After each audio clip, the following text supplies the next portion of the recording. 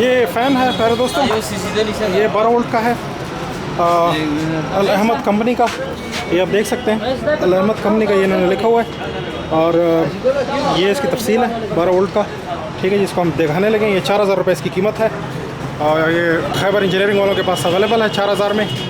اب یہ ہم اس کو لگانے لگے ہیں، اس کی ہوا وغیرہ سب تفصیل میں آپ کو دکھاتا ہوں۔ کلمپ کرنے لگے ہیں اس کو،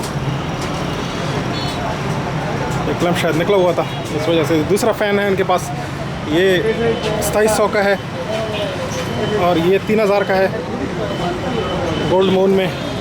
2700 والا جو ہے وہ بھی میں آپ کو دکھا دیتا ہوں، یہ ہے اس کی کوالٹی اتنی اچھی نہیں ہے لیکن 2700 کا۔ اور یہ جو ہے گولڈ مون، اس کی تفصیل میں آپ کو دکھا دیتا ہوں، یہ اس کی تفصیل ہے۔ یہ بھی 12 وولٹ کا 24 انچ سائز میں، ٹھیک ہے جی۔